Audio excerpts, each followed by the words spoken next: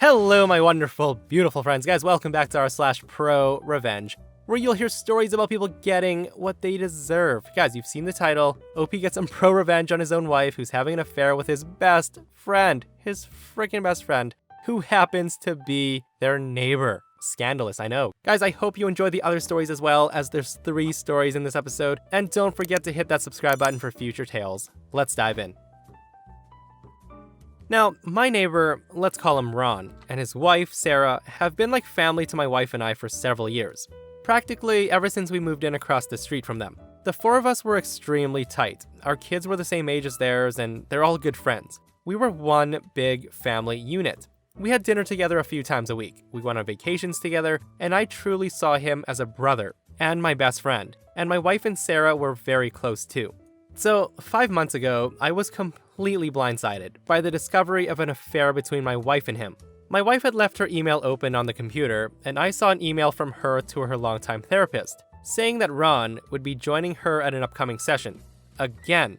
My mind starts racing. I'm thinking, why in the world would Ron be going to her therapy sessions without my knowledge? I did search and find some other emails to and from the therapist, proving that Ron had been going to sessions together with her for about 6 weeks. I checked our mobile phone accounts and discovered that since late summer, they had been exchanging hundreds of texts a day, peaking at nearly 500 texts a day by the holidays. Speaking of the holidays, my wife and I hosted both of our families for both Thanksgiving and Christmas dinner, and Ron and Sarah joined us for dinner on both holidays.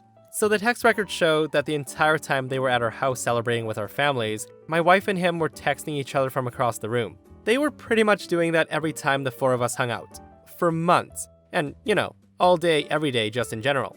But what really bothers me is the fact that they were doing it with Sarah and I right there. I then confronted my wife with the evidence, and she admitted that yes, she and Ron had fallen in love. And she says, "It just happened. I don't know how, but I love him and I just don't feel anything for you anymore. I'm sorry." She told me that they had gone on a school district trip together. Something had happened in their hotel room and things had quickly moved from there. She then explained, as I lay face down on the couch, unable to look at her, that they had already made plans to move out and divorce me and Sarah, and while they didn't plan to move in together immediately because of the kids, they would probably do so eventually. I also found out that the meetings with the therapist were mostly for the purpose of finding a way to break this to me and Sarah as gently as possible, because they were so very concerned for our well-being. Gee, thanks. Sarah and I are fairly certain that they weren't planning on telling us about this affair at all, and were simply going to discover their feelings for one another several months down the line, and they'd come up with another reason to divorce the 2 of us. My wife moved out 2 months ago. I was, and still am, utterly destroyed. I cry every day. I cried writing the first paragraph of this story just now. I worry nonstop about the impact on our kids, but I'm also not exactly a shrinking violet when I feel that I've been wronged. And in this case, I was objectively very, very wronged. So a couple of years ago, Ron ran for a Board of Education seat as a pretty extreme underdog. I helped him with his campaign materials and debate prep, and my wife, a well-known school district employee, this becomes important later, got the word out as best as she could. Much to our surprise, he actually won in a squeaker, just by a few dozen votes. Being on the board became the center of Ron's world. He joined every committee that he could. This then turned into the foundation of his affair with my wife, as they were constantly going to school events and meetings together on evenings and weekends. Once I discovered the affair, my thoughts turned pretty quickly to revenge. And it occurred to me that an affair between a member of the Board of Education and an employee of the school district was at least bad politics and possibly violated district policy. Now, the thing that would make things far worse for them was that my wife was running for an open administrative position, and everybody knew that she was more or less guaranteed the job and the major pay raise that came with it. My wife had just finished her master's degree in school administration, at the urging of her principal and the superintendent, so that she could be promoted to the specific position.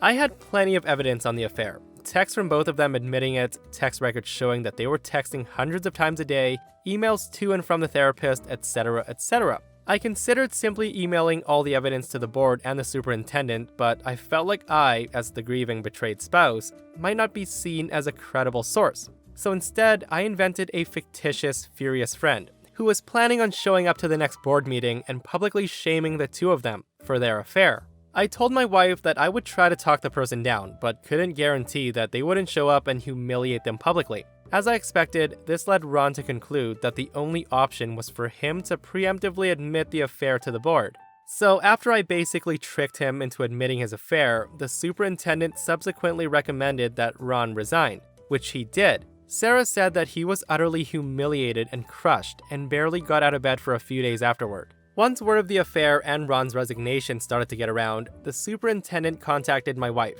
and informed her that she was no longer going to be promoted to her dream position. So the position that had been lined up for her was later filled by an outside candidate. This sent waves of confusion and rumor throughout the district, as it was pretty well known that my wife was getting the job.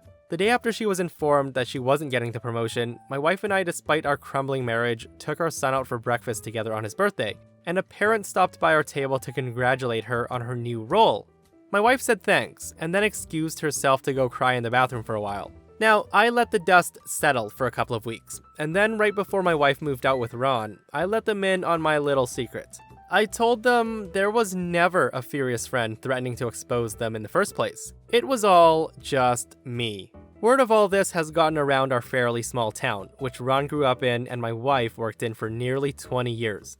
My wife refuses to talk to me about how things are at work now, but I've heard from some people I know in the district that her formerly spotless reputation has taken a major hit. And Ron, a formerly gregarious social presence in our neighborhood and at events and pubs in town, has completely gone underground and barely emerges to mow his lawn.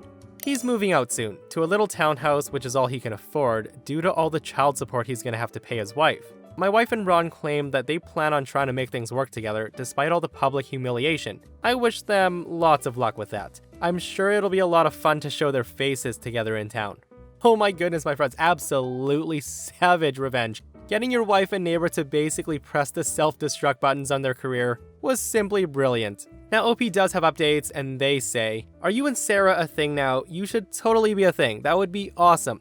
He replies, "No, we're friends. We've been incredibly important to each other since this all started, and we have certainly gotten a lot closer, but not in the way that everybody's thinking. This would be so much harder to deal with if I didn't have her to lean on, and she says she feels the same way about me." Ron hasn't moved out yet, and once he does, we do plan on getting the kids together more often like they used to, but it'll never be the same, of course. Didn't your revenge hurt both sets of kids? OP answers, not really. Ron has a day job, and the Board of Education was just his hobby and his passion, and did not affect his income at all. And my wife has been assured that if she wants to pursue an administrative position with another district, she'll have to have glowing letters of recommendation from her superintendent and principal. It'll mean giving up a lot of work relationships in the process. But given the hit her reputation has taken, I'm guessing she makes that jump sooner rather than later. In the meantime, she still has summers off with the kids. So with that said, my friends, the best revenge that OP got is getting to live a better life without his cheating ex. My friends, let me know what you guys think. Is OP's revenge a thumbs up? Do you agree with what he did? Or was he too childish and should have moved on? So a few years back, I rented a duplex. I lived in it, I moved out, nothing special. During the move-out inspection, they did the standard landlord thing and looked for any excuse to deduct from the deposit. They knew from the lease agreement that we had pets, so of course the first thing the inspector says entering the house is, "I smell animals. We have to charge you the cost of getting a special cleaning service." Now, we were right there to call him out on it with the invoice and the paperwork from a cleaning service that already did a comprehensive clean, including a pet odor package. He quickly dropped that one. Then he finds a carpet stain, which despite everybody's best efforts, never completely came out. Fair enough. We were relieved that he didn't take much off for that at all. Then he took a little more off for having to patch some holes where we hung photos. In the end, we were still owed at least 80 to 90% of the original deposit. So they also told us that we needed to keep the utilities running in our name for a week after we moved out, so they could do some work on the place. Now, this wasn't in our lease as something that's required of us, but I was nice and extended my utilities an extra week for them. They then told us to extend the utilities for another 2 weeks because they weren't done. Enough was enough, so I told them no. They gave us a statement of how much our deposit was, how much they deducted and for what, and how much was left over for us. Now, everything was looking good until they didn't actually deliver it. Now, I did try giving them the benefit of the doubt, but they had our mailing address for the next place and it never turned up.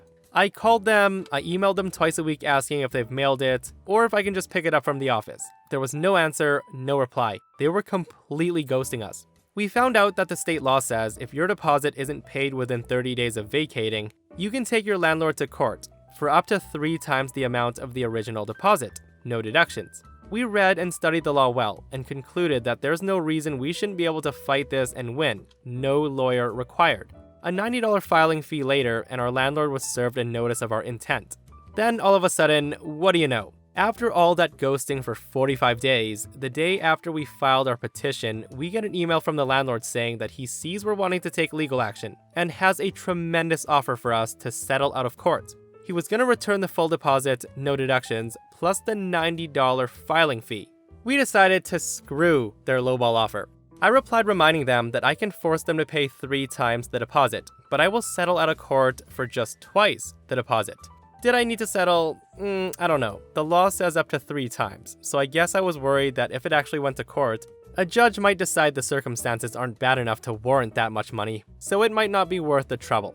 Twice was good enough for me, and making them lose money over it is what I was going for anyways. They agreed immediately, and said I could pick up the check at their office. When I stopped by, what still confuses me to this day was that they still insisted on showing me the report for all the things wrong with the house that they had to deduct from the original deposit. I didn't care at that point. The ship had sailed. They were paying me twice the full deposit anyways. As far as I was concerned, they could stick their petty unfulfilled deductions where the sun don't shine. I then threatened to take this to court and settle for the 3 times if they didn't give me the check, and they relented. Closing thoughts. Do landlords do this often, and why would they just blatantly withhold your deposit without giving a reason? Do they really think that people won't fight for it back? Do the people who don't fight it outnumber the ones that do? Meaning, can they make a profit by withholding everybody's deposit by default? Guys, so what I've read from the comments you guys leave, from past stories, there's a lot of shady landlords that take a security deposit without ever planning on returning it. They'll do exactly what this guy tried to do and just beat around the bush and find ways to keep the damaged deposit. I'm so glad that OP decided to fight back to teach the guy a lesson because honestly, a lot of people don't fight back. Guys, I was in a crappy position a few years ago where a landlord basically bullied us for the deposit. He showed all of these things wrong with the house, etc., and in the end, he's like, do you want me to take you to court and sue you for $5,000 or you want to forfeit your $1,200 deposit? And unfortunately, being young, naive, and not having $5,000 freaking dollars, my roommates and I decided to forfeit it. Like, we didn't know what to do. But talking with other landlords after, they said the guy had no right to have us on the hook for $5,000 in damages. Like, I wish I could go back and get revenge on that guy because he was such a piece of crap. He knew what he was doing. He totally knew what he was doing. So this person left a helpful comment right here. For your information for the future, in many states, landlords are not allowed to charge you for patching holes caused by hanging photos. That's considered normal usage, not damage. Check your local laws to be sure. So guys, listen, if you're renting, make sure you know the laws. And if you're about to move into a new place, take a lot of photos. Take a crap ton of photos before you move in. So if they come back when you move out to try to charge you with some BS stuff, you can be like, hey, here's pictures of when I moved in. It's time-stamped here. And then you can, hopefully get your deposit back. So I'm a terrible person by trade. I'm a dealership sales manager, and I'll make this brief. So I managed a digital sales team for a year or so, and I got really close to the team. I trained them, I grew the team into number 1 in group, number 2 for the manufacturer in region, out of 400 dealers, and then I was let go by the GM, because my position cost a ton of money in commissions. So fast forward a bit. My old team keeps in touch, asks for assistance every now and then, and I'm always happy to help. I genuinely like these people because I care about their professional development. Nobody's been put in my place to replace my old position, though the team's doing really well. I now have a higher title, more responsibility, and run the entire sales side of a different dealership. I then get a call from my old team telling me that management upped their pay to compensate for lower volume, and then retracted it after a month. They want to quit and work elsewhere. Now, my current dealer does not run a department like theirs, so I have no real need for them. I decided to call people I know, and apparently, my reputation is better known and more highly regarded than I expected. I get interviews for my old team lined up, and they get new positions and get to keep working together, and all have quite large pay bumps. So, the delicious part of this is tomorrow, the GM who let me go is going to receive resignations from his entire digital sales department, effective immediately. The department was number 1 in a group of 15 dealerships. This department accounted for 60 to 70% of the total sales volumes given in a month. Without these trained and capable staff, they're going to go right back to where they started as far as closing percentage. Based on their current numbers, the GM who fired me is looking at losing 30 to 40% of the store's sales volumes. He's actually in danger of turning a loss, and mind you, this is a sizable franchise car dealership. We're talking millions per month when all runs well. He'll never know I found the team new jobs. He'll never know I called in favors, made introductions, and sold the hell out of these people to their new employers. Now, I didn't do this for the revenge. I did it because I care about my old team and their development. They're amazing at what they do and deserve to be highly paid for it in a lower stress environment than they were. I got the best revenge I can imagine, and all I had to do was be a decent person and keep cheerleading the team I once helped build and train. Guys, OP sounds like a stellar boss to work for. He sounds like an awesome boss who genuinely cares for his employees, and that's why the revenge is so sweet. Like, a lot of people need to realize that people don't quit their jobs, they quit crappy managers and bosses. Case in point, my friends. And that brings us to another end of our /pro revenge, guys. I hope you enjoyed your revenge fix for the day. And if you missed the last episode I did, I will link it right here. An entitled mother tries to prove herself right by practically poisoning her son because she thinks that allergies are fake. Check it out if you haven't, and I'll see you guys in the next one. I love you.